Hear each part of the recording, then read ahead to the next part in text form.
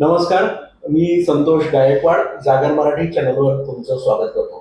या नवरात्री विशेष ग्रेट बेट मुलाखतीमध्ये आज विशेष पाहुणे आहेत उच्च विभूषित आणि त्यांनी ऑन्कोसायकोथेरपिस्ट आहेत, हॉस्पिटल ॲडमिनिस्ट्रेशन केलेलं आहे आणि त्यांचं नाव म्हणजे डॉक्टर पोरू चिस्ती डाव्हर.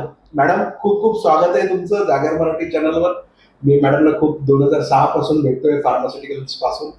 मॅडम, आज नवरात्री आहे, नवदुर्गा विशेष मुलाखत आपण घेत आहोत आणि तुमचं जे कर्तृत्व आहे ते आज थोडा परिचय आपल्या प्रेक्षकांना, जगभरातील कॅन्सर पेशंट्सला, बीएनडी ऑन्को सेंटरचे जे सर्वायव्हर्स आहेत या सर्वांना सोशल मीडियाच्या माध्यमातून आज देणार आहेत. तर नवरात्री आहे, काय सांगा? धन्यवाद गायकवाड जी. नमस्कार. और सर्व महिला मंडळीला माझ्या डॉक्टर पोरू चिस्ती डाव्हरला नवरात्रीची शुभ शुभ इच्छा.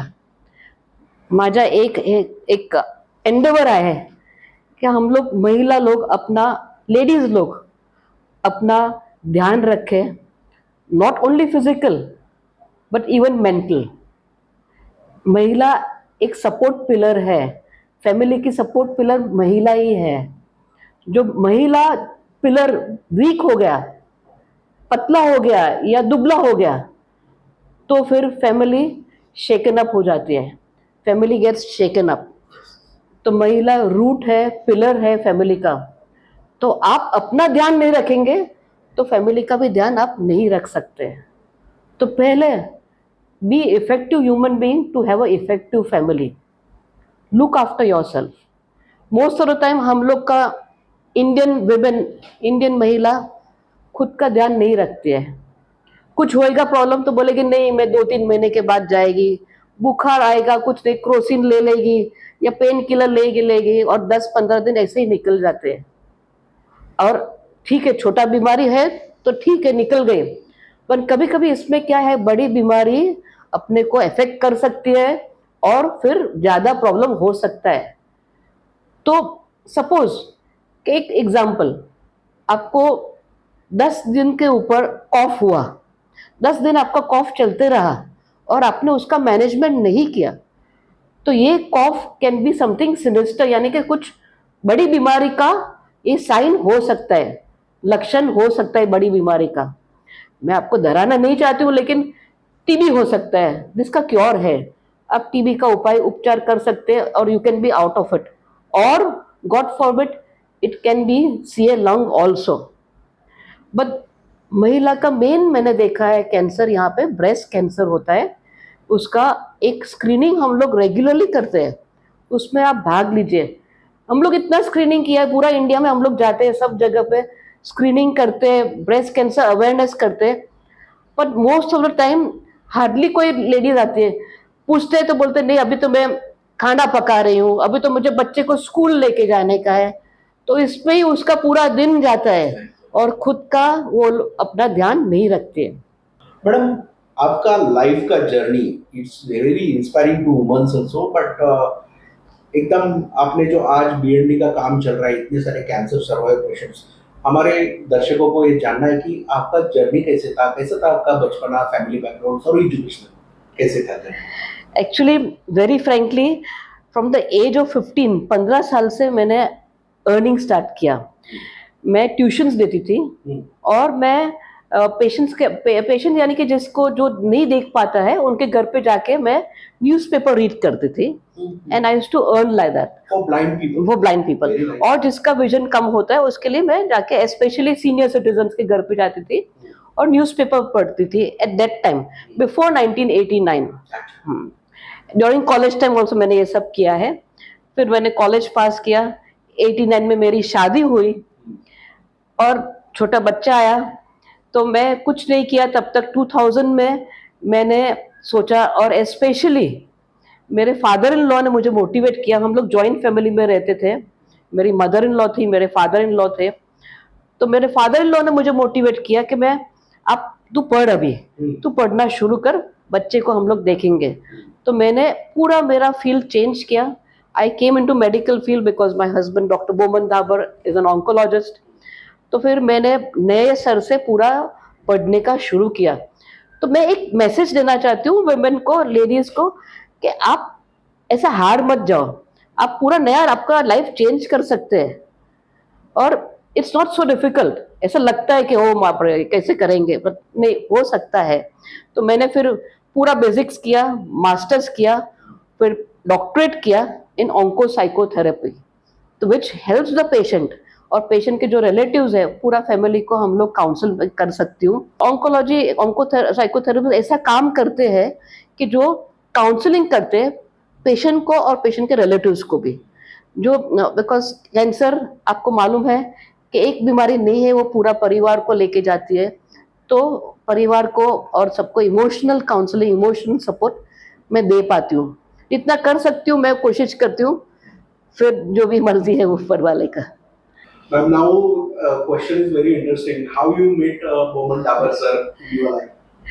See, I met Dr. Boman Dhabar sir in 1989 through his sister, तो मेरी सिस्टर इन लॉ, इन मार्च 1989, और हमारी शादी नवंबर में हुई। And with god's grace it's I am honoured to be married to doctor Boman Dhabar. ऐसे इंसान को के साथ रहने का इट्स अ प्रिविलेज। तो उसके बाद मेरी जर्नी शुरू हुई इन द धाबर फैमिली। मैम, फिर बीएनडी ऑन्को सेंटर की फाउंडेशन आपने कभी किया था? तो जैसे मैंने बोला, मेरा एजुकेशन हुआ मेडिसिन फील्ड में, और उसके बाद 2003 में मेरे फादर इन लॉ नरीमन धाबर ने बोला चलो हम लोग एक जगह लीज पे लेते हैं और एक छोटा सा कीमोथेरेपी डे केयर सेंटर बनाते हैं। तो मेरी सिस्टर इन लॉ के पास एक जगह थी दादर में, दादर टीटी सर्कल में। तो हम लोग ने एक बेड के साथ कीमोथेरेपी सेंटर बनाया, day care. And I can proudly से that was the first daycare center outside the hospital, a private daycare center। तभी daycare center for chemotherapy का concept ही नहीं था। So we are the first people to start that। फिर God willing, आशीर्वाद से, सबके आशीर्वाद से, भगवान के आशीर्वाद से, वो अभी 1 बेड का 7 बेड्स हुआ। हम लोग ने पहले फर्स्ट फ्लोर पे था, फिर ग्राउंड फ्लोर पे हम लोग ने लीज पे सब जगह लेके ये कीमोथेरेपी सेंटर बनाया, जिसमें खाली कीमोथेरेपी नहीं बने हैं, इसमें कैंसर का पूरा ट्रीटमेंट है। Of course not surgical and radiation, but nutrition, counselling और पेशेंट का पूरा देखभाल हम लोग करते हैं। और पेशेंट हैप्पीली यहाँ से ट्रीटमेंट लेके जाते हैं। जितना हो सकता है हम लोग पेशेंट का देखभाल करते हैं। और एक हम लोग का मोटो है, एक डॉक्टर बोमन धाबर का मोटो है, पेशेंट फर्स्ट। और पेशेंट का हम लोग नाम से ही पुकारते, not a file number, not a bed number. और वो हमारी पूरी टीम को वैसा हम लोग ने एजुकेट किया और मोटिवेट किया है कि पहले पेशेंट फिर आपका सब कुछ। तो गॉड विलिंग अभी चल रहा है अच्छी तरह से। हम लोग ने दूसरा भी एक हॉस्पिटल में सेकंड सेंटर डाला था, लेकिन फिर वो जगह वापस हॉस्पिटल में लिया, तो फिर अभी वो टाइम पे खाली एक ही सेंटर था। अभी रिसेंटली हम लोग ने मित्तल हॉस्पिटल चर्नी रोड पे एक दूसरा सेंटर खोला है। वेरी गुड एम्बियंस, दरिया के सामने। और आप देख सकते हैं बाद में, आप patients can take the camera around, कितना happily patients, peacefully patients treatment ले रहे हैं। और it's a really a funny thing कि पेशेंट्स कीमोथेरेपी लेते लेते भी एकदम हंसते हैं, आराम से लेते हैं, ऐसा उनके मुंह पे सैडनेस या ग्रीफ नहीं है। मैम, कीमोथेरेपी लेने के बाद लोगों को एक ये डाउट रहता है कि उनकी हेयर लॉस हो जाएगा, तो उसके बारे में अपने पास सेंटर में एक अच्छा, ये तो वो क्या होता है ये? एक हमारे ट्रस्ट के थ्रू से हम लोग ने एक पैक्समैन मशीन लिया है, जिसको कूल कैप बोलते हैं।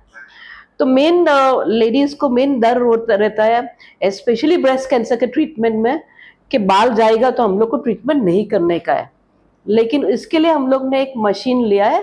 ऑफ कोर्स हम लोग का ट्रस्ट ने लिया है, बीएनडी ऑन्को सेंटर ने नहीं लिया है। और जिससे पहले ही कीमोथेरेपी साइकिल में वो मशीन यूज कर सकते हैं। और जितना हो सकता है वो 30% एटलीस्ट आपका बाल हेयर सेव कर सकता है। लेकिन वो सब ट्रीटमेंट में नहीं होता है, वो सर्टन ट्रीटमेंट में ही वो यूजफुल रहता है। मैम, अपने सेंटर में रिहैबिलिटेशन भी होता है, पेशेंट्स का रिहैब, तो उसके बारे में क्या बताएंगे? वो हमारा ट्रस्ट जो है, एक हम लोग ने जैसे मैंने बोला, मेरे फादर इन लॉ ने बहुत मोटिवेट किया था हम लोग को, और he died of pancreatic cancer in 2006। And उनके बाद फिर हम लोग ने सोचा कि जो हम लोग ने जिस तरह उनको देखा और घर पे देखभाल उनका किया, वैसा हम लोग दूसरे पेशेंट्स को भी कर सकते हैं। तो 2011 में हम लोग ने 4 जन ने मिलके एक ट्रस्ट शुरू किया। 4 जन जो आउट ऑफ द फैमिली थे, 4 फाउंडर्स है, जो जिसमें पेशेंट है या पेशेंट्स रिलेटिव है, हम लोग ने मिलके एक ट्रस्ट शुरू किया। It's a public trust with FCRA and all the documents. It's a government public charitable registered trust. और वो ट्रस्ट के थ्रू से हम लोग रिहेबिलिटेशन और दूसरे दूसरे अलग टाइप ऑफ कॉम्प्लीमेंट्री थेरेपीज करते हैं। जैसे पेशेंट्स को हम लोग योगा कराते हैं, art therapy, music therapy, dance and movement therapy, वो सब पेशेंट्स को करते हैं। पेशेंट्स जब भी नई कीमो लेते हैं, वो दिन पे आते हैं और तभी रहते हैं यहाँ पे डे केयर में, वो सब थेरेपी करके जाते हैं। क्योंकि हम लोग ने सोचा कि इन बिटवीन द ट्रीटमेंट घर पे जाके पेशेंट करता क्या है। पेशेंट बहुत सैड रहता है, कभी कभी सोचता रहता है, तो इसके लिए हम लोग ने सोचा कि क्यों नहीं इधर बुलाए। हम लोग का एम्बुलेंस जाता है कभी कभी पेशेंट के घर पे, या पेशेंट्स धर्मशाला पे, आश्रम में पेशेंट को लेके आते हैं। और यहाँ पे हम लोग मित्तल हॉस्पिटल में ये वेलनेस सेंटर शुरू किया है ओनली फॉर कैंसर पेशेंट्स, जिसमें पेशेंट्स पूरा दिन अपना स्पेंड करते हैं। हम लोग उनको फ्री फूड और ये सब थेरेपी उनको फ्री मिलता है। मैडम, इनके डाबर फाउंडेशन से बहुत सारा स्क्रीनिंग के कैंप्स होते हैं, में बहुत सारे एक्टिविटीज होती है, तो उनके बारे में संक्षिप्त में क्या बताएं? सी एनके धाबर कैंसर फाउंडेशन के थ्रू से हम लोग कैंसर स्क्रीनिंग कैंप्स करते हैं, नॉट ओनली इन मुंबई, पर पूरा देश भर में हम लोग जाते हैं। हम लोग की पूरी टीम के साथ छोटे कैंसर के मशीन है, हैंड हेल्ड आई ब्रेस्ट स्कैन मशीन्स है, और जो जिसके थ्रू से कुछ रेडिएशन नहीं होता है, वेरी कन्वीनियंट पेनलेस मशीन। और हम लोग झारखंड में रेगुलरली करते हैं, एवरी ईयर झारखंड के ट्राइबल रीजन में करते हैं, गुजरात में जाते हैं, उत्तराखंड में जाते हैं, ऑफकोर्स मुंबई में सब स्लम्स में जाते हैं, कॉर्पोरेट सेक्टर में जाते हैं, और ये स्क्रीनिंग कैंप्स करते हैं। और मैं वही एम्फोसाइज करना चाहती हूँ कि लेडीज आप प्लीज आओ, अपना स्क्रीनिंग कराओ, because this is the time. Breast cancer ऐसी बीमारी है जो स्क्रीनिंग में पकड़ सकते हैं हम लोग, और उसका हम लोग ट्रीटमेंट अच्छी तरह से हो सकता है। और इसमें कभी कभी अपने उसको एकदम अर्ली पकड़ लिया, अर्ली स्टेज में, तो उसका आपको कीमोथेरेपी भी नहीं देना पड़ता है, खाली एक छोटा सा लंपेक्टोमी करके, रेडिएशन करके उसका आपको अच्छा सा रिजल्ट मिल सकता है। तो आपकी ट्रीटमेंट भी अच्छी स्मूथली जा सकती है, वो बीमारी पूरी तरह से जा सकती मोस्ट ऑफ द टाइम बीमारी डिजीज फ्री आप बोल सकते हैं। Yes yes, mostly you can say disease free, but कभी कभी depends. Madam, BNT onco centres अभी कहाँ कार्यरत है? BNT ऑन्को सेंटर दादर में और चनी रोड पे है अभी। हम लोग और भी जगह ढूंढ रहे हैं कि दूसरा सेंटर डाल सकते हैं, तो पेशेंट्स को जितना हो सकता है कन्वीनियंट हो, जितना नज़दीक हो उनके घर के, आ सकते हैं और इतनी अच्छी तरह से ट्रीटमेंट वो बेनिफिट उठा सकते हैं। बिसाइड्स दैट, हम लोग का जो ट्रस्ट है एनके धाबा कैंसर फाउंडेशन, वो फ्री में मेडिसिन भी देते हैं, फ्री ट्रीटमेंट भी देते हैं, even costly medicine like targeted therapy जो इतनी महंगी है, वो भी हम लोग बहुत से पेशेंट्स को देते हैं absolutely free. The trust page for the medicine and even trust page for radiation, surgery. कोई भी हॉस्पिटल में जो रजिस्टर्ड अच्छी हॉस्पिटल में हम लोग वहाँ पे पे करते हैं पेशेंट के बिहाफ, तो पेशेंट वहाँ पे भी ट्रीटमेंट ले सकता है। Ma'am, on this occasion of Navdurga, मैं बहुत बहुत थैंक यू आपका कि आपने जागर मराठी चैनल को टाइम दिया, और I am really feeling proud. हमारे चैनल पे पद्मश्री भी लोग आए, and I will pray that in future doctor Boman Dawar sir का भी काम पद्मश्री इस लेवल का मतलब होना चाहिए। I will write a letter. Please consider this man who is since last morning and evening. I had seen his OPD. Yes. 1 o'clock 2 बजे तक कितने काम करते हैं, और कैंसर के फील्ड में आपका भी, एंड आपका तो बैकबोन है सपोर्ट, इतना BNT ऑन्को सेंटर्स का आप काम करते हैं। Ma'am, I really thankful to you that coming on Jagar Marathi के। धन्यवाद गायकवाड जी, आप आए, हम लोग को बहुत खुशी हुई, और आप एक अच्छा सा मैसेज स्प्रेड कर रहे हैं। That is a very good work आप कर रहे हैं। Thank you.